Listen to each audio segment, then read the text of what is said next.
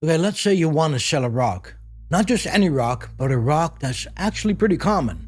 A rock that costs about $5 to pull out of the ground.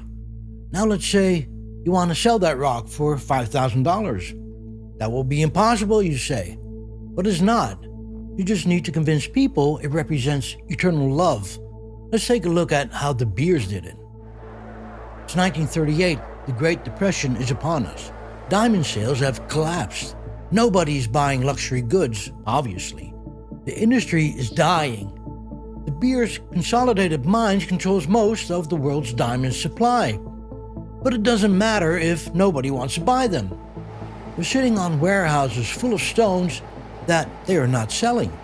So they hire an advertising agency, N.W. Iyer & Son, and they give them one job: make people need diamonds. Not want them, need them. This wasn't a new strategy. It's a page straight out of Edward Bernays' playbook. Bernays didn't sell products. He sold what products represented. Cigarettes became torches of freedom. Bacon and eggs became America's breakfast. He understood that you don't change what people want. You change what wanting something means. I did a full episode on Bernays a while ago. It's interesting. Anyhow, N.W. Iyer was about to make diamonds the symbol of eternal love. Here's what they came up with. You can't sell diamonds as jewelry. Jewelry is optional. Jewelry is a luxury. You want to sell them as love. Make it so that if a man doesn't buy a diamond, he doesn't really love his fiancée. Make it so that if a woman doesn't get a diamond, she's not really valued. Tie it to the most powerful human emotion. Make it a ritual. Make it mandatory.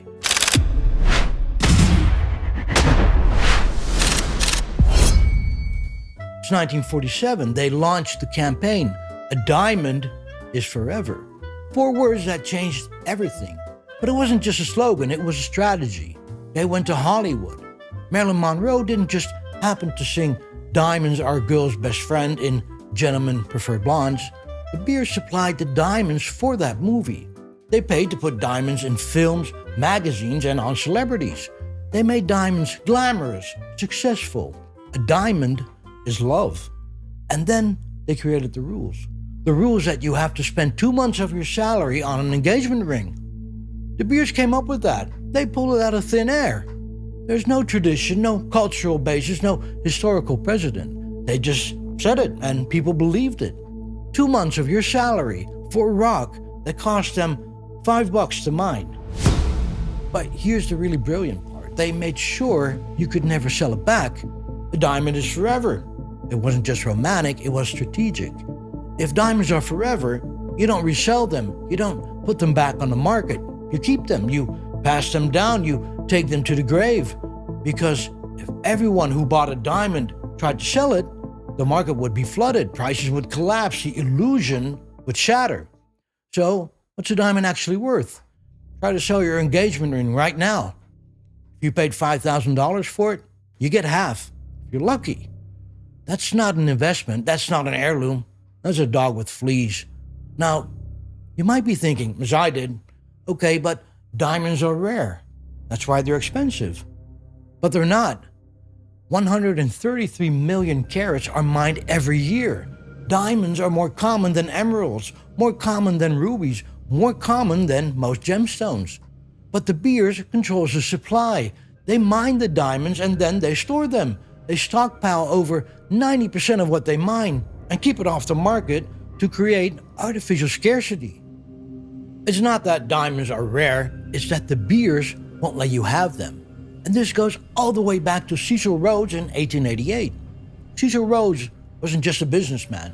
He was a British imperialist who made his fortune exploiting South African labor and resources. When massive diamond deposits were discovered in Kimberley in South Africa in the 1870s, it should have crashed the market. With that much supply, prices would have collapsed and diamonds would be worthless. Rhodes saw that threat and the opportunity. He and Barney Bernardo formed De Beers Consolidated Mines and did something unprecedented. They bought up every diamond mine they could find and formed a cartel. But controlling the mines was only the first step. Rhodes needed to control the distribution. What brings us to Antwerp in Belgium. For over a century, Antwerp has been the diamond capital of the world. 80% of the world's rough diamonds pass through Antwerp for cutting, trading, and distribution. De Beers funneled their diamonds through Antwerp's tight-knit diamond trading community and created a controlled pipeline from mine to market. They didn't just own the source, they owned the route. By the late 1800s, they controlled the global diamond supply, and through Antwerp, they could regulate exactly how many diamonds entered the market and at what price. This is the cartel in its purest form. Have monopoly control over the supply, then create scarcity, and then you fix the price. And they maintained it for over a century. But it gets darker. In the mines themselves, there was child labor and unsafe conditions. Workers were paid pennies to extract stones that sell for thousands. And then there's environmental damage, deforestation, water pollution, and a massive carbon footprint from the mining operations. And this isn't new. From the very beginning, De Beers' South African operations were built on exploiting labor. Rhodes's fortune was extracted from the ground by the old British colonial playbook. And then there's the blood diamonds. 1990s Sierra Leone. Civil War funded diamond sales. Rebels trade stones for weapons. Angola, same story. In the Congo, same story. Diamonds weren't just funding conflict, they were the reason for them. If you control the diamonds, you control the money. Control the money, you control the power. We didn't hear of blood diamonds till the movie with DiCaprio in 2006. Suddenly people are asking uncomfortable questions. Where were their engagement rings coming from? The illusion's cracking, De Beers panicking. So they create a solution. The Kimberley Process Certification Scheme, launched in 2003. It's supposed to guarantee that your diamond is a conflict-free diamond, that it didn't fund a warlord, that nobody died for it. It sounds great on paper. But here's the problem. The Kimberley process is essentially self-regulated, so it's full of loopholes. It only addresses diamonds that are directly funding rebel groups. It doesn't cover government corruption, labor exploitation, or environmental destruction. It's basically a PR move disguised as ethics. But the real threat to De Beers isn't public outcry, it's technology. Lab-grown diamonds are chemically identical to mined diamonds. They look the same, they feel the same, everything's the same. The only difference is they're made in a lab, and they cost a fraction of the price. The same quality diamond that would cost you $5,000 mined would cost you about $1,000 lab-grown. And so the industry is panicking. Wholesale diamond prices have dropped 40% in the last 2 years because of lab-grown competition. Companies in China and India are mass-producing them. Consumers are realizing they're identical, and De Beers' monopoly is crumbling. De Beers has even started selling lab-grown diamonds themselves under a different brand. Lightbox, trying to salvage what they can. They spent a century telling you mined diamonds are special, rare, and worth a fortune. And now they're selling lab-grown diamonds for $800 and calling them fashion jewelry to protect the mined diamond market. Cartel is losing control. So let's zoom out for a second. Is this really the biggest scam in history? Health insurance, the funeral industry, those could all make a case for being a bigger scam. Diamonds are optional. You don't need them to survive. But here's what makes diamonds special. They convinced the entire world that a common rock is rare. They convinced us that if you don't buy one, you don't really love someone. They created a tradition out of nothing in less than a decade, and it lasted for 80 years.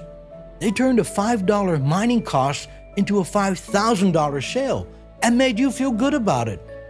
That's not just a scam, that's art. But now the illusion is cracking. Lab-grown diamonds are exposing the markup. Younger generations are rejecting the tradition entirely. The Kimberley process is exposed as toothless. The cartel is losing control. But still, people are putting a $4,000 ring on a credit card and getting down on one knee with a rock that looks like glass, all because of 4 words from an ad campaign in 1947. A diamond is forever. Thank you for watching. I'm Henry, and this was What Now?